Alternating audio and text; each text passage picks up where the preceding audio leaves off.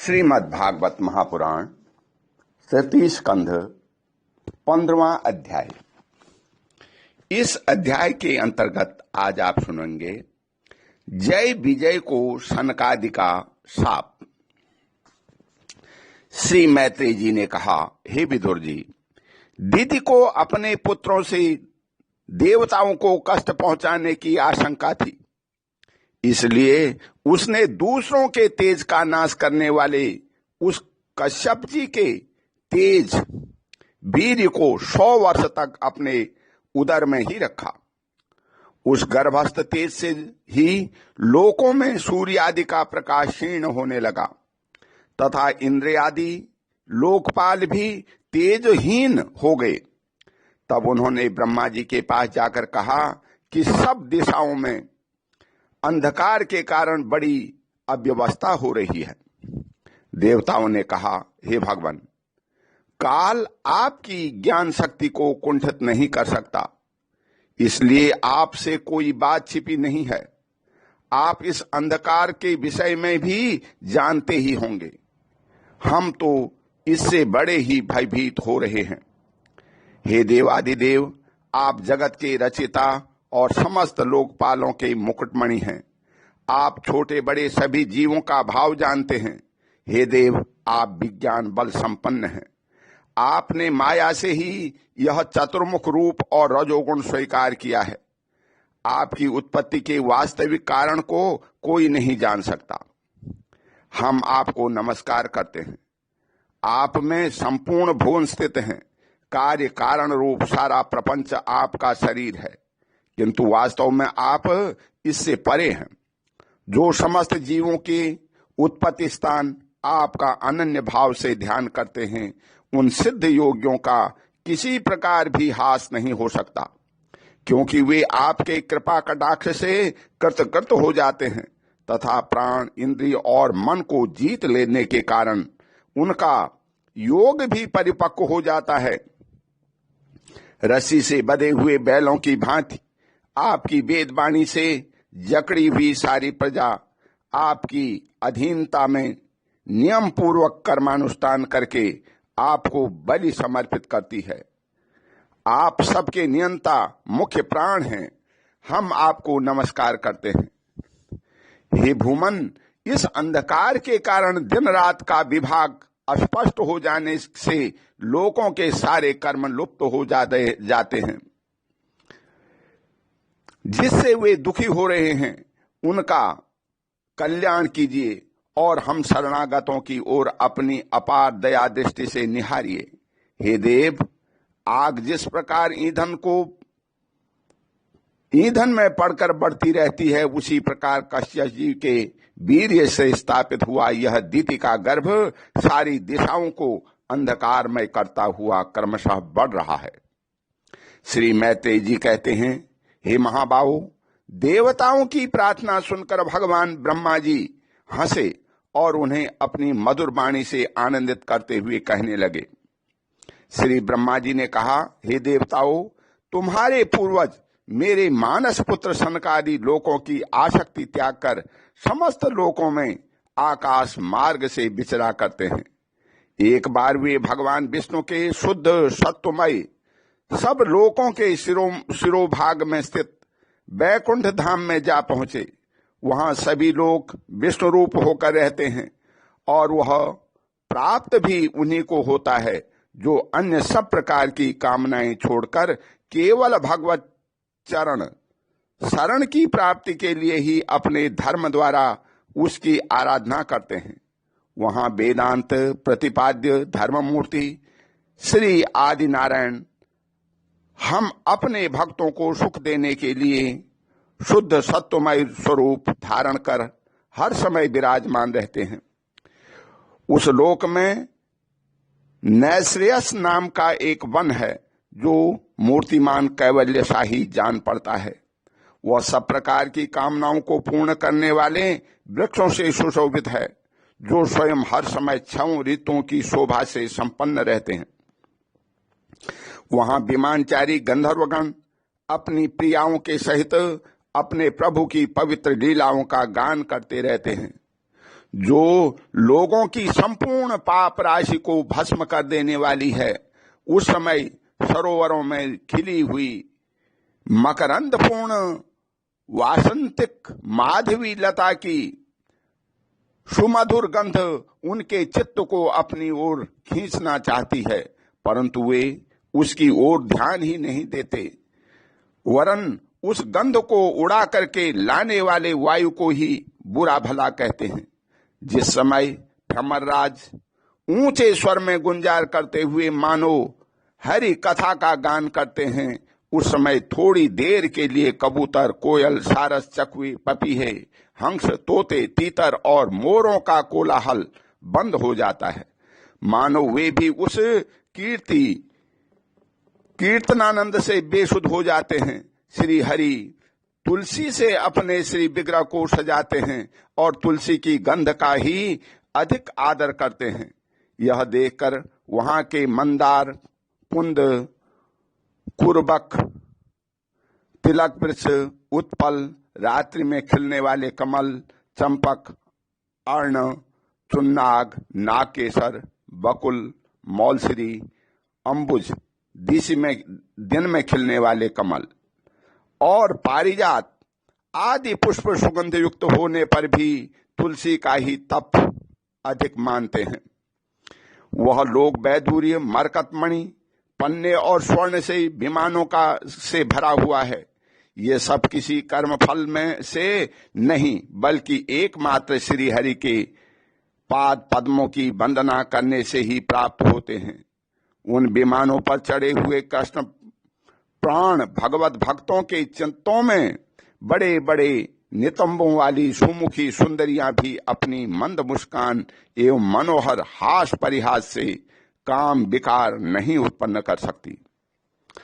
परम सौंदर्यशालिनी लक्ष्मी जी, जिनकी कृपा प्राप्त करने के लिए देवगण और यत्नशील रहते हैं, श्री हरि के भवन में चंचलता रूप दोषों को त्याग करके रहती हैं।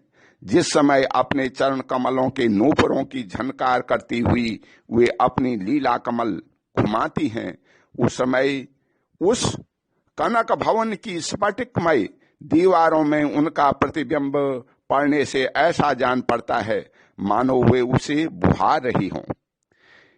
प्यारे देवताओं, जिस समय दासियों को साथ लिए हुए अपनी क्रीड़ावन में तुलसी दल द्वारा भगवान का पूजन करती हैं, तब वहां के निर्मल जल से भरे हुए सरोवरों में, जिनके मूंगे के घाट बने हुए हैं, अपना सुंदर अलकावली और उन्नत नासिका से सुशोभित मुखारबिंद देखकर वह भगवान का चुंबन किया हुआ है, यूं जानकर उसे बड़ा सौभाग्यशाली समझती हैं।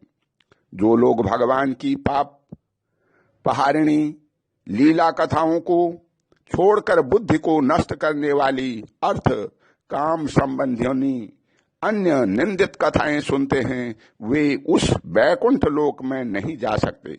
हाय, जब वे अभागे लोक इन सारहीन बातों को सुनते हैं, तब वे उनके पुण्यों को नष्ट कर उन्हें आश्रयहीन घोर नरकों में डाल देती हैं। आहा, इस मनुष्य योनि की बड़ी महिमा है। हम देवता लोग भी उनकी चाह करते हैं। उन्हीं से तत्व ज्ञान और धर्म की भी प्राप्ति हो सकती है। इसे पाकर भी जो लोग भगवान की आराधना नहीं करते, वे वास्तव में उनकी सर्वत्र फैली हुई माया से ही मोहित हैं। देवाधिदेव श्री हरि का निरंतर चिंतन करते रहने के कारण जिनके यमराज दूर रहते हैं, आपस में प्रभु के सुयश की चर्चा चलने पर अनुरागजन्य विह्वलतावश जिनके नेत्रों से अविरल अश्रुधारा बहने लगती है तथा शरीर में रोमांच हो जाता है, और जिनके से शील स्वभाव की हम लोग भी इच्छा करते हैं, वे परम भागवत ही हमारे लोकों से ऊपर उस वैकुंठ धाम में जाते हैं। जिस प्रकार सनकादि मुनि विश्व गुरु श्री हरि के निवास स्थान संपूर्ण लोकों के वंदनीय और श्रेष्ठ देवताओं के विचित्र विमानों से विभूषित उस परम दिव्य और अद्भुत बैकुंठ धाम में अपने योग बल से पहुंचे, तब उन्हें बड़ा ही आनंद हुआ। भगवत दर्शन की लालसा से अन्य दर्शनीय सामग्री की उपेक्षा करते हुए बैकुंठ धाम की 6 ड्योलियां पार करके जब वे 7वीं पर पहुंचे, तब वहां उन्हें हाथ में गदा लिए 2 समान आयु वाले देवश्रेष्ठ दिखलाई दिए, जो बाजूबंद, कुंडल और किरीट आदि अनेकों अमूल्य आभूषणों से अलंकृत थे। उनकी 4 श्यामल भुजाओं के बीच में मत वाले मधुकरों से गुंजायमान वनमाला सुशोभित थी तथा बाकी भौहें फड़फड़ाते हुए नासिका रंध्र और अरुण नयनों के कारण जिनके चेहरे पर कुछ शोभ के से चिन्ह दिखाई दे रहे थे, उनके इस प्रकार देखते रहने पर भी वे मुनिगण उनसे बिना कुछ पूछताछ किए जैसे स्वर्ण और वज्रमय किवाड़ों से युक्त पहली 6 ड्योढ़ी लाकर आए थे, उसी प्रकार उनके द्वार से भी घुस गए। उनकी दृष्टि तो सर्वत्र समान थी और वे निष्कलंक होकर के सर्वत्र बिना किसी रोक टोक के विचरते थे। वे चारों कुमार पूर्ण तत्वज्ञ थे तथा ब्रह्मा की सृष्टि में आयु में सबसे बड़े होने पर भी देखने में 5 वर्ष के बालकों से जान पड़ते थे और दिगंबर वृत्ति से नंग धड़ंग रहते थे। उन्हें इस प्रकार निसंकोच रूप से भीतर जाते देख उन द्वारपालों ने भगवान के शील स्वभाव के विपरीत सनकादि के तेज की हंसी उड़ाते हुए उन्हें बैंत अड़ाकर रोक लिया। यद्यपि वे ऐसे दुर्व्यवहार के योग्य नहीं थे। जब उन द्वारपालों ने बैकुंठवासी देवताओं के सामने पूजा के सर्वश्रेष्ठ पात्र उन कुमारों को इस प्रकार रोका, तब अपने प्रियतम प्रभु के दर्शनों से विघ्न पड़ने के कारण उनके नेत्र सहसा कुछ कुछ क्रोध से लाल हो उठे और वे इस प्रकार कहने लगे। मुनियों ने कहा, अरे द्वारपालो, जो लोग भगवान की महती सेवा के प्रभाव से इस लोक को प्राप्त होकर के यहाँ निवास करते हैं, वे तो भगवान के समान ही समदर्शी होते हैं। तुम दोनों भी उन्हीं में से हो, किंतु तुम्हारे स्वभाव में यह विषमता क्यों है? भगवान तो परम शांत स्वभाव हैं, उनका किसी से विरोध भी नहीं है। फिर यहाँ ऐसा कौन है जिस पर शंका की जा सके? तुम स्वयं कपटी हो, इसी से अपने ही समान दूसरों पर शंका करते हो। भगवान के उदर में यह सारा ब्रह्मांड स्थित है, इसलिए यहाँ रहने वाले ज्ञानी जन सर्वात्मा श्री हरि से अपना कोई भेद नहीं रखते, बल्कि महाकाश में घटाकाश की भांति उनमें अपना अंतर्भाव देखते हैं। तुम तो देव रूपधारी हो, फिर भी तुम्हें ऐसा क्या दिखाई देता है जिससे तुमने भगवान के साथ कुछ भेदभाव के कारण होने वाले भय की कल्पना कर ली? तुम हो तो इन भगवान बैकुंठनाथ के पार्षद, किंतु तुम्हारी बुद्धि बहुत मंद है। अतएव तुम्हारा कल्याण करने के लिए हम तुम्हारे अपराध के योग्य दंड का विचार करते हैं। तुम अपनी भेद बुद्धि के दोष से इस बैकुंठ लोक से निकलकर उन पापमय योनियों में जाओ जहां काम, क्रोध, लोभ प्राणियों के ये 3 शत्रु निवास करते हैं। सनकादि के ये कठोर वचन सुनकर और ब्राह्मणों के शाप को किसी भी प्रकार से शस्त्र समूह से निवारण होने योग्य न जानकर श्री हरि के वे दोनों पार्षद अत्यंत दीन भाव से उनके चरण पकड़ करके पृथ्वी पर लौट गए। वे जानते थे कि उनके स्वामी श्री हरि भी ब्राह्मणों से बहुत डरते हैं। फिर उन्होंने अत्यंत आतुर होकर कहा, हे भगवान, हम अवश्य अपराधी हैं, अतः आपने हमें जो दंड दिया है वह उचित ही है और वह हमें मिलना भी चाहिए। हमने भगवान का अभिप्राय न समझ करके उनकी आज्ञा का उल्लंघन किया है। इससे हमें जो पाप लगा है वह आपके दिए हुए दंड से सर्वथा धुल जाएगा। किंतु हमारी इस दुर्दशा का विचार करके यदि करुणावश आपकी थोड़ा सा भी अनुताप हो तो ऐसी कृपा कीजिए कि जिससे उन अधमाधम योनियों से जाने पर भी हमें भगवत स्मृति को नष्ट करने वाला मोह न प्राप्त हो। इधर जब साधुजनों के हृदय धन भगवान कमलनाथ को मालूम हुआ कि मेरे द्वारपालों ने सनकादि साधुओं का अनादर किया है, तब वे लक्ष्मी जी के सहित अपने उन्हीं श्री चरणों से चलकर ही वहां पहुंचे, जिन्हें परमहंस मुनिवर भी ढूंढते रहते हैं, सहज में आते पाते नहीं। सनकादि ने देखा कि उनकी समाधि के विषय श्री वैकुंठनाथ स्वयं उनके नेत्र गोचर होकर पधारे हैं। उनके साथ साथ पार्षदगण छत्र चामर आदि लिए चल रहे हैं तथा प्रभु के दोनों ओर राजहंस के पंखों के समान दो श्वेत चंवर डुलाए जा रहे हैं। उनकी शीतल वायु से उनके श्वेत छत्र में लगी हुई मोतियों की झालर हिलती हुई ऐसी शोभा दे रही है मानो चंद्रमा की किरणों से अमृत की बूंदें झर रही हों। प्रभु समस्त सद्गुणों के आश्रय हैं। उनकी सौम्य मुख मुद्रा को देखकर जान पड़ता था कि मानो वे सभी पर अनवरत कृपा सुधा की वर्षा कर रहे हैं। अपनी स्नेहमयी चितवन से वे भक्तों का हृदय स्पर्श कर रहे थे तथा उनके सुविशाल श्याम वक्षस्थल पर स्वर्ण रेखा के रूप में जो साक्षात लक्ष्मी विराजमान थी, उनके मानो वे समस्त दिव्य लोकों के चूड़ामणि बैकुंठ धाम को सुशोभित कर रहे थे। उनके पीतांबर मंडित विशाल नितंबों पर झिलमिलाती हुई करधनी और गले में भ्रमरों की मुखरित बनमाला विराजमान थी तथा वे कलाइयों में सुंदर कंगन पहने अपना एक हाथ गरुड़ जी के कंधे पर रख दूसरे से कमल का पुष्प घुमा रहे थे। उनके अनमोल कपोल बिजली की प्रभा को भी लजाने वाले मकरंद कृत कुंडलों की शोभा बढ़ा रहे थे। उभरी हुई सुघड़ नासिका थी, बड़ा ही सुंदर मुख था, सिर पर मणिमय मुकुट विराजमान था तथा चारों भुजाओं के बीच महामूल्यवान मनोहर हार की और गले में कौस्तुभमणि की अपूर्व शोभा थी।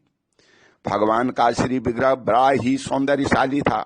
उन्हें देखकर भक्तों के मन में ऐसा वितर्क होता था कि इसके सामने लक्ष्मी जी का सौंदर्यमान भी गलित हो गया है। ब्रह्मा जी कहते हैं, हे देवताओं, इस प्रकार मेरे महादेव जी के और तुम्हारे लिए परम सुंदर विग्रह धारण करने वाले श्री हरि को देखकर सनकादि मुनीश्वरों ने उन्हें सिर झुकाकर प्रणाम किया। उस समय उनकी अद्भुत छवि को निहारते निहारते उनके नेत्र तृप्त नहीं होते थे। सनकादि मुनीश्वर निरंतर ब्रह्मानंद में निमग्न रहा करते थे, किंतु जिस समय भगवान कमल नयन के चरणारविंद मकरंद से मिली हुई तुलसी मंजरी के गंध से सुवासित वायु से नासिका रंध्रों के द्वारा उनके अंतःकरण में प्रवेश किया, उस समय वे अपने शरीर को संभाल न सके और उस दिव्य गंध के ने उनके मन में भी खलबली पैदा कर दी। भगवान का मुख नील कमल के समान था, अति सुंदर अधर और कुंदन कली के समान मनोहर हाथ से उनकी शोभा और भी बढ़ गई थी, जिसकी झांकी करते हुए कृतकृत हो गए और फिर पद्मराग के समान लाल लाल नखों से सुशोभित करके चरण कमल देखकर वे उन्हीं का ध्यान करने लगे। इसके पश्चात वे मुनिगण अन्य साधनों से सिद्ध न होने वाली स्वाभाविक अष्ट सिद्धियों से संपन्न श्री हरि की स्तुति करने लगे। जो योग मार्ग द्वारा मोक्ष पद की खोज करने वाले पुरुषों के लिए उनके ध्यान का विषय अत्यंत आदरणीय और नयनानंद की वृद्धि करने वाला पुरुष रूप प्रकट करते हैं। सनकादि मुनियों ने कहा, हे अनंत, यद्यपि आप अंतर्यामी रूप से दुष्ट चित्त पुरुषों के हृदय में भी स्थित रहते हैं, तथापि जिनकी दृष्टि से ओझल हो रहे हैं, किंतु आज हमारे नेत्रों के सामने तो आप साक्षात विराजमान हैं। हे प्रभु, जिस समय आपसे उत्पन्न हुए हमारे पिता ब्रह्मा जी ने आपका रहस्य वर्णन किया था, उसी समय श्रवण रंध्रों द्वारा हमारी बुद्धि में तो आप ही आ विराजे थे, किंतु प्रत्यक्ष दर्शन का महान सौभाग्य तो हमें आज ही प्राप्त हुआ है। हे भगवान, हम आपको साक्षात परमा तत्व की ही जानते हैं।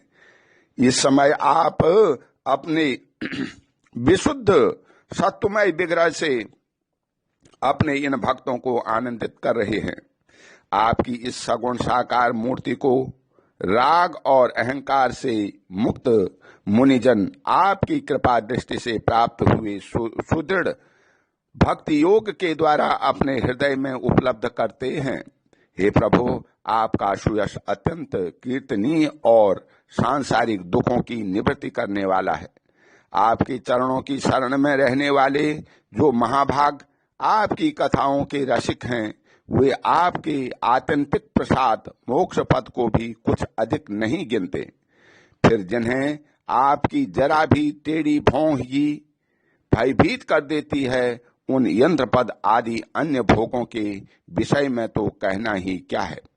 हे भगवान, यदि हमारा चित्त भौरे की तरह आपके चरण कमलों में ही रमण करता रहे, हमारी वाणी तुलसी के समान आपके चरण संबंध से ही सुशोभित हो और हमारे कान आपकी सुयश सुधा से परिपूर्ण रहें, तो अपने पापों के कारण भले ही हमारा जन्म नरकादि योनियों में हो जाए, इसकी हमें कोई चिंता नहीं है। विपुल कीर्ति प्रभो, आपने हमारे सामने जो यह मनोहर रूप प्रकट किया है, उससे हमारे नेत्रों को बड़ा ही सुख मिला है। विषयासक्त अजितेंद्रिय पुरुषों के लिए इसका दृष्टिगोचर होना अत्यंत कठिन है। आप साक्षात भगवान हैं और इस प्रकार स्पष्ट तथा हमारे नेत्रों के सामने प्रकट हुए हैं। हम आपको प्रणाम करते हैं। ओम शांति। बोल श्री कृष्ण भगवान की जय।